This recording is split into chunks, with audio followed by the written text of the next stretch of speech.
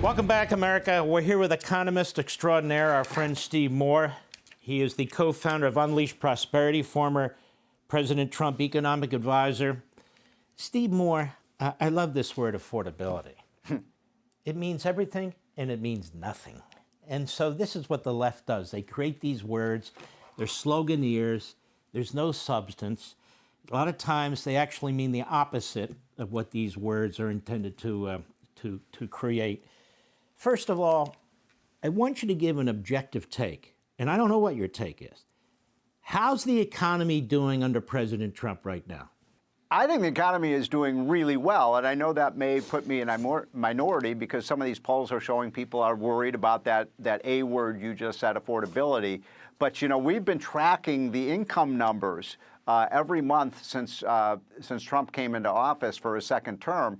And so far, over the first 9 months or so, Americans' incomes are rising faster than the inflation rate. That means they have more affordability. In other words, they can afford more things, not less. And that's, by the way, a big reversal of what we saw under Joe Biden. One of the reasons, in my opinion, Mark, that people are so angry, like people like my wife, is they go to the grocery store and they see these high prices. But guess what?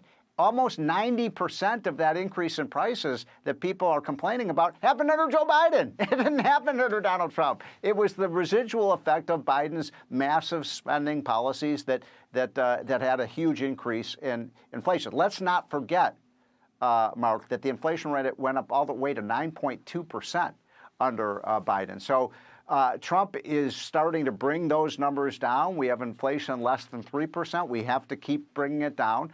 I'm confident that he will do that, and I'm happy to say that people's incomes are growing because of Trump's economic agenda. It's the same thing, by the way, Mark, that happened in his first term. We had an economic boom in his first term. I think we're going to see the same thing as the months progress under Trump's second term. You know, Steve, what amazes me, the people who kneecap the economy that they inherited from Donald Trump are the ones whining in the media and the politicians about the economy, trying to build sort of a juggernaut and a thought process and a viewpoint that they want everybody to accept. We know gasoline prices are down. That's a fact. We know inflation is down. That is a fact. Right. And Steve Moore, I went and I looked at these states and their gasoline taxes, and it's funny that of the top 10 states, I believe it was 8 of them are Democrat states. Yes. California has a 72-cent tax on a gallon of gasoline. Illinois has a 66-cent tax on a gallon of gasoline, and I can go down the list. So if you're paying even $3.50 or $3 to $3.75, people need to understand a big chunk of that is your Democrat governor and legislature imposing these expenses on you. Donald Trump has tried to rip all that off, right? He's increased the amount of drilling, the amount of permitting, offshore, onshore, in Alaska, everywhere he can possibly think of, no?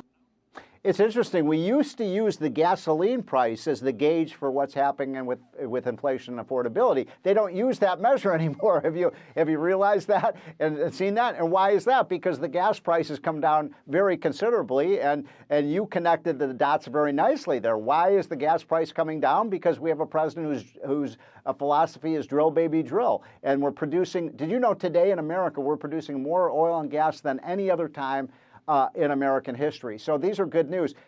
I want to amplify one other point you just made, because I talk about this all of the time. 9 of the 10 states that have the highest costs in America, 9 of the 10 are states like California, New York, New Jersey, Connecticut, my home state of Illinois, blue states, because what blue states do is increase regulation, increase taxes, increase costs on businesses. So if you're concerned about affordability, folks, move to a red state. Move to Florida. Move to Texas. Move to Utah.